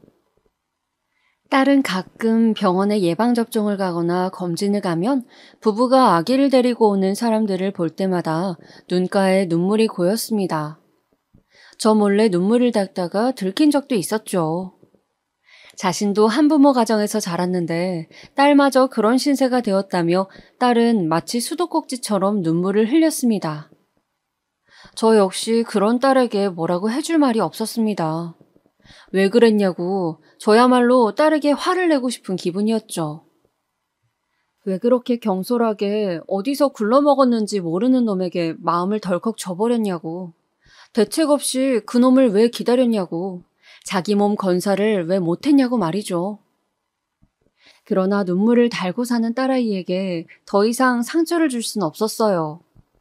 어차피 상황은 그런 말을 해서 서로 상처받지 않아도 충분히 힘들었습니다. 저는 손녀가 돌이 되고 난 후 단호하게 말했어요. 내가 아주머니 쓰면서 아기를 돌볼 테니 너는 대학에 복학하라고. 딸은 아직 아기가 돌밖에 안 되었는데 그게 말이 되냐고 했지만 저는 네가 대학을 졸업하고 얼른 직장을 잡아야 먹고 사는 문제가 해결되고 이 아기도 경제적인 문제가 해결된다고, 내가 언제까지 살아있을 것 같냐고 딸을 설득했습니다. 딸은 저의 설득에 독하게 마음을 먹고 서울로 가더군요. 그렇게 딸은 아기를 저에게 맡겨두고 주말마다 아기를 보러 오면서 힘들게 대학을 졸업했습니다. 저는 아기 봐주시는 아주머니와 또 근처에 살고 있던 누이 동생의 도움을 받아 겨우겨우 직장을 다니면서 아기를 키웠어요. 퇴근하고 돌아와 저녁 한 끼 편하게 먹을 새가 없었고 밤중에 아기가 아파서 허둥지둥 응급실을 찾아가면서 예전 딸아이를 혼자 키우던 때 생각도 많이 나더군요. 혼자 애 키우는 게 내 팔짱가 하면서 씁쓸하게 웃기도 했습니다. 그래도 제 손녀는 너무 예뻤어요. 눈에 넣어도 안 아플 정도로요. 지쳐있는 저를 보면서 옹알이를 하고 고사리 같은 손으로 제 손가락을 꾹 쥘 때면 저는 웃을 수밖에 없었습니다. 마치 제 딸의 어린 시절을 보는 것 같았어요. 그렇게 시간이 흘러 딸은 무사히 서울대 약대를 졸업하고 서울 인근 대도시의 고용약사로 취직을 했습니다. 불행인지 다행인지 딸의 학벌과 직업이 좋아서 먹고 살 걱정은 하지 않게 되었고 아기를 돌봐주는 분을 쓸 수 있는 형편도 되었지만 혼자서 애 돌보랴 일하랴 종종거리는 딸이 저는 내내 안쓰럽기만 하더군요. 저도 일신에 변화가 생겼어요. 은행에서 만년 부지점장으로 있을 순 없어 퇴사를 결정하고 작은 회사를 차리게 되었습니다. 카드사 콜센터 직원들을 대기업 본사에 보내주고 관리해주는 아웃소싱 업체였어요. 아무래도 서울 부근에서 차리는 것이 맞아 저도 서울 쪽으로 이주를 하였습니다. 모두 정직원이었던 제 젊은 시절과는 달리 IMF 이후로 기업들은 자회사나 도급사를 끼고 상담 업무를 하게 되었으니까요. 저는 고졸 이상의 학력을 가진 상담 업무를 하는 직원들을 교육시키고 관리하는 회사의 대표가 되었습니다. 그렇게 우리 세 가족은 안정을 찾아갔어요. 딸애는 일이 고되어도 집에 와서 손녀의 얼굴만 보면 행복해하며 웃었습니다. 사실 유치원을 졸업하고 학교에 가고 아이가 클수록 아빠의 부재를 어떻게 설명할지, 할아버지 딸로 호적에 들어가 있는 것은 어떻게 이야기를 할지 벌써부터 걱정이 되었습니다. 손녀와 딸아이가 그런 사실이 밝혀지는 과정에서 최소한의 상처로 끝났으면 하는 것이 제 바람이었죠. 제 회사는 직원이 늘어 더 확장을 했습니다. 저는 은행 재직 시절 알던 인맥들이 있어 일을 따내기가 쉬웠고 콜센터 직원 고용 계약을 원하는 대기업들이 많았습니다. 저는 기존의 관리자로 일을 쳐내기에는 너무 일이 과도함을 느껴서 새로 관리직을 몇 명 채용하기로 했습니다. 채용을 위해 면접을 보게 되었는데 그중 인상 깊은 친구가 있더군요. 큰 키에 사람 좋아 보이는 훈훈한 인상이었습니다. 운동선수라고 해도 좋을 정도로 덩치가 좋았어요. 물어보니 고등학교 때까지 운동선수 경력이 있다고 하더군요. 지금은 평범하게 카드사에 입사해서 일한 지 오래되었고 두 아이의 아빠로서 책임감을 가지고 일하겠다는 포부를 밝혔습니다. 면접을 보면서 저도 손녀가 있다고 너무 이쁘다고 하자 그 젊은이는 자신도 딸과 아들이 있는데 너무 예쁘고 사랑스럽다고 벌써 손녀가 있으셔 좋으시겠다고 하더군요.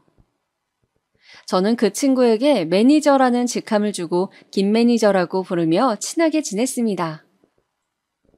카드사 본사의 경력이 오래되어서인지 일도 깔끔하게 잘하고 은행 쪽 업무가 더 잔뼈가 굵었던 저보다 오히려 업무적으로 도움받을 일도 많이 있었어요. 김 매니저와 저는 한 번씩 술도 한잔 하는 정도로 친해졌습니다. 업무 이야기도 하고 서로 사는 고충을 이야기하며 저는 그렇게 정을 쌓아갔죠. 그는 아내 이야기를 하면서 자식들과 행복하다고 하면서도 자신이 사실 여자를 좋아한다고 고백하더군요. 놀라서 무슨 소리냐고 하자 그런 거 있잖아요. 왜 아내처럼 소중하고 그런 건 아닌데 한 번씩 연애의 짜릿함을 느껴보고 싶은 그런 욕망이 있다고 하더라고요. 실제로 몇 번 데이트도 하고 그랬다고요. 저는 순간 제 딸의 인생을 망친 그 유부남이 생각나서 화가 치밀어 올랐습니다. 그래서 저는 김 매니저에게 술을 거나하게 먹고는 그런 식으로 부도덕하게 살지 말라고 소리를 질렀죠. 김 매니저는 제가 술에 취해 그런 줄로 생각하고 그냥 네네 하면서 저를 부축하더라고요. 저는 김 매니저의 그런 부분은 마음에 들지 않았지만 대놓고 딴 살림을 차리는 것도 아니고 내가 김 매니저 마누라도 아닌데 라는 생각으로 그 후에도 적당히 친하게 지냈습니다. 일요일이면 함께 등산도 가고 하산하면서 막걸리에 파전을 걸치기도 하고요. 그런 시간들이 새로운 활력이 되는 것 같았어요. 한동안 제가 그렇게 얼굴에 혈색이 돌자 딸이 저녁을 먹다가 묻더군요. 아빠, 요즘 무슨 좋은 일 있어요? 얼굴이 좋아 보이세요. 아빠가 요즘 부하 직원 중에 굉장히 친해진 직원이 있거든. 그 녀석이랑 술도 한잔하고 등산도 하고 하니 하루하루 즐겁고 재미있더구나. 딸은 기뻐하면서 그럼 아빠랑 친한 그 직원분 언제 저녁 식사에 초대하라고 어떤 분인지 궁금하다고 하는 것이었습니다. 아빠랑 그렇게 친하다는데 한번 식사 대접을 하고 싶다는 거였어요.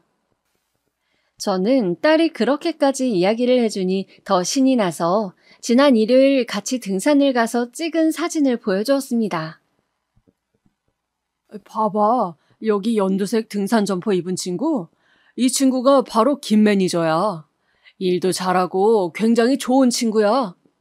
정상에 올라가서 우리 둘이 이렇게 만세를 부르면서 사진도 찍었다니까.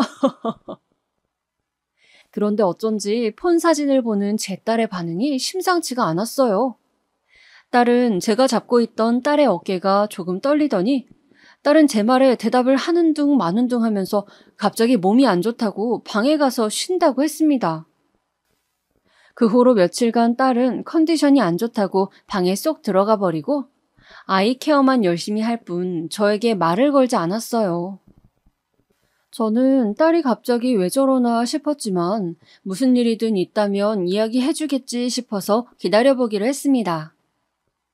그렇게 한 달 정도 시간이 흐른 무렵 딸이 저에게 떠보는 듯이 말을 걸었습니다. 아빠, 그때 그 김 매니저라는 분하고 잘 지내고 있어? 그 친구 잘 있지. 한번 오라고 할까? 딸은 말없이 주머니에서 사진 한 방을 꺼내어 제 앞에 놓더군요. 저는 딸이 내민 사진을 들고 보았습니다. 딸과 어깨동무를 하고 환하게 웃고 있던 그 얼굴은 바로 김 매니저였습니다. 그래요. 그 인간이 바로 내 딸을 미혼모로 만들고 내 손녀를 아비 없는 자식으로 만든 채 자취를 감추어버린 그 인간이었던 겁니다. 저는 너무 놀라서 딸에게 이 사람이 네 남자친구였던 그 새끼냐고 사진 한 장 없다고 하지 않았냐, 이름이 뭐냐고 물었어요.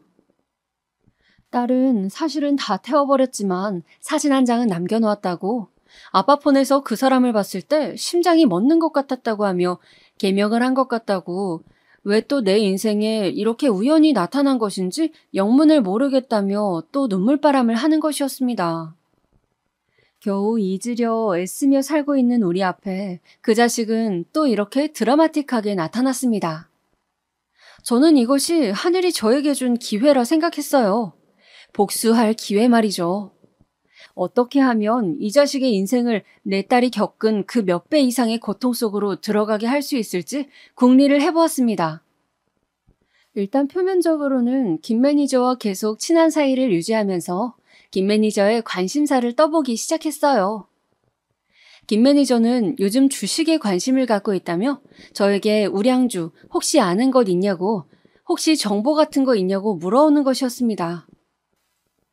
저는 이때다 싶어 처음에는 모른다고 잡아떼며 감질나게 하다가 마침내 직장 다니다 때려치고 아예 지인들 주식만 돌려주는 일을 하는 친구가 있다고 원한다면 소개해주겠다. 그런데 손해를 볼 수도 있으니 신중하게 생각하라고 운을 띄워놓았습니다. 실제로 그렇게 소일거리 삼아 용돈벌이를 하는 친구가 있었거든요. 그 친구는 오랜 이 바닥의 경험으로 그래프상의 지표를 보고 작전주의인지 아닌지를 기가 막히게 잘 찍어내는 친구였습니다.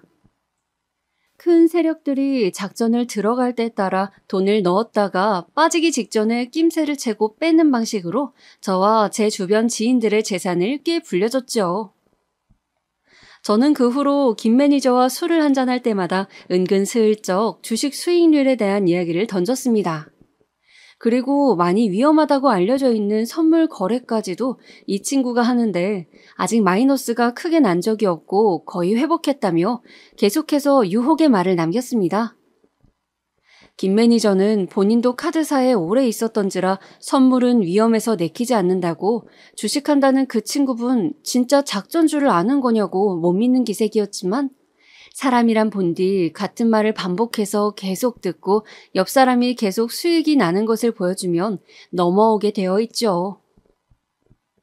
결국 지속적으로 제 이야기를 듣고 제 통장 잔고를 보여주고 장기간 이득이 난 것을 확인한 김 매니저는 제 친구에게 주식 컨트롤을 맡기게 되었습니다.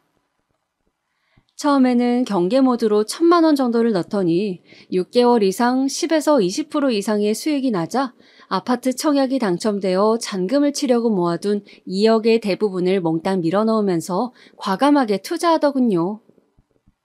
저는 제가 이렇게 이야기한 것에 흔들려 자신의 재산의 대부분을 주식에 밀어넣는 그의 모습을 보면서 이것이 하늘이 너에게 주는 천벌이라고 생각했습니다.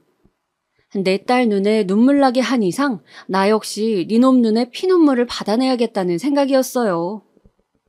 그래서 친구에게 일부러 작전주 다 빠지고 한 템포 늦게 눈치채지 못하도록 조금씩 손해를 보게 해달라고 부탁했습니다.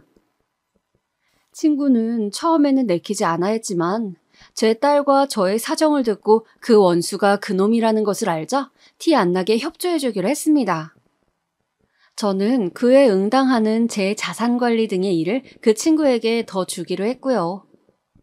포커페이스를 유지하면서 계속 친하게 지내려니 역겨웠지만 저는 그놈에게 화끈하게 복수할 그날을 기다리면서 표정을 유지했습니다. 처음에 수익률이 잘 나자 김 매니저는 무척 고마워하더군요. 자신이 코인에 투자했다가 손실을 봤는데 안 그래도 처가 돈까지 끌어쓴 터라 아내에게 할 말이 없었는데 그걸 다 상쇄할 수 있을 수익을 대표님 덕분에 얻게 되었다며 고급 정보를 줘서 고맙다고 저에게 술까지 사더군요. 그리고 드디어 복수의 그날이 왔습니다. 여보세요? 대표님, 지금 주식 보셨어요? 주가가 갑자기 너무 휘청거리는데요. 그러게 말이야. 자네 그런데 박 사장은 뭐라던가? 박 사장님은 기다리라고만 하시던데요. 조금 더 있어야 한다고. 그런데 지금 손실이 70% 다 되어가는데 괜찮을까요, 이거? 일단 나는 박 사장 말대로 기다려보려고 하네. 자네도 좀 기다려보게나. 겪어보면 나쁜 사람이 어디 있나? 박 사장 말을 믿어야지. 그동안 이득 보게 해준 것도 있는데 우리가 경거망동하지 말고 기다려봅세. 저는 태연하게 기다려보자는 말만 반복하면서 전화를 끊었습니다. 제 딸에게 지옥 같은 시간을 기다리라는 말로 달래며 사라진 그놈 역시 애간장이 타는 기다림의 고통을 겪기를 바라면서요. 곧 또 전화가 울리더군요. 대표님, 그런데 지금 주가가 너무 안 좋습니다. 이제라도 빼야 할 것 같아요. 이러다 본전 다 털리게 생겼다고요. 기다려보게나. 어디 박 사장 말 틀린 적이 있던가? 박 사장은 우리를 상대로 사기치거나 다른 소리 할 사람이 아닐세. 곧 회복세로 돌아선다는 정보가 있다고 하니 지금이 마지막 고비야. 지금만 버티면 모든 것이 다 잘 될 걸세. 나는 일단 버틸 생각이니 자네는 쫄리면 빼게나. 그 자식은 욕심이 많은 놈이었습니다. 그러니 제 딸과 본부인을 놓고 둘 다 가지려 했겠죠. 제가 분명 마음에 걸리면 빼라고 했는데도 그놈은 제 말에 현혹되어서 빼지 않고 안절부절 못하며 버티더군요. 그 결과 그놈이 잔금을 칠 거라던 2억의 돈은 거의 사라져버렸습니다. 마침내 그놈의 재산이 회복 불가능한 상태에 이르렀을 때 저는 마음 한구석이 뻥 뚫리는 쾌감을 느꼈습니다. 세상에 인과응보는 존재하는 것이었어요. 역시 득달같이 전화가 울리더군요. 여보세요? 대표님 말만 믿고 기다렸는데 이게 어떻게 된 일입니까? 저는 카드사 일한 저보다는 은행권에서 임원까지 하신 대표님을 믿고 친구분께 맡긴 곳인데 이게 어떻게 된 일이에요? 저 망했습니다. 망했다고요. 계속 기다리다가 지금 온 가족이 길바닥에 나앉게 생겼습니다. 그놈은 저를 죽일 듯이 고함을 지르더군요. 거의 짐승의 울부짖음 수준이었습니다. 저는 그동안 여러 번 연습해서 줄줄 외우게 된 회심의 마지막 멘트를 날렸습니다. 자네가 그렇게 순진하게 계속 기다릴 줄은 몰랐지. 왜? 자네는 남에게 기다리라고 하고 뒤통수만 쳤지 본인이 당할 건 생각 못했나? 남의 눈에 피눈물 뺐으면 언젠가 처절하게 당할 각오를 했었어야지.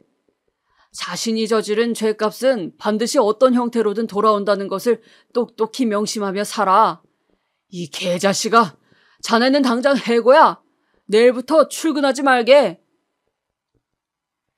저는 그렇게 제 딸을 기다리게 만들고 평생 가는 상처를 준 그놈을 망하게 만들었습니다. 그놈은 직장을 잘리고 주식으로 돈을 날려 처음에는 저와 제 친구를 사기죄로 고소한다는 둥 날뛰었으나 나중에 내가 누구의 아빠인지 알고 포기했다고 합니다. 감히 제 앞에 나설 수도 없었겠죠. 저는 그놈이 만약 제 앞에 나타나면 감방 가는 한이 있더라도 반드시 찢어 죽이고 말겠다고 이를 갈았으나 역시 비겁한 놈답게 그냥 조용히 꼬리를 말고 사라지더군요. 그 후 금융계 쪽으로는 취직한 흔적이 없었고 집도 이사를 갔는지 서울권에서는 소식이 들려오지 않았습니다. 저는 통쾌한 복수를 끝내고 딸에게도 저의 복수를 말하지 않았습니다. 딸이 안다면 손녀의 친아빠인데 라는 생각으로 또 동정심을 품거나 괴로워할 것 같아서 말이죠. 그래서 그냥 딸에게는 사정이 있는지 이사를 간다고 하고는 직장을 그만둬버렸다고 넌지시 말했습니다. 혹시 아이 일로 연락하고 싶은 마음이 있느냐고 물어봤죠. 딸은 그럴 생각은 없다고 단호하게 말하더군요. 그냥 다시는 그 인간이 내 주변에 나타나지 않기를 바란다고요. 그렇게 저는 딸과 손녀에게 영원히 말할 수 없는 비밀을 가슴에 품고 오늘도 살아가고 있습니다. 그날 이후 제 좌우명은 인과응보가 되었네요. 비교적 편안한 노후를 보내고 있는 요즘 저는 누구에게라도 작은 죄도 짓지 않으려 애쓰며 삽니다. 반드시 잘못한 만큼 돌아온다는 것을 저는 믿고 있기 때문이죠.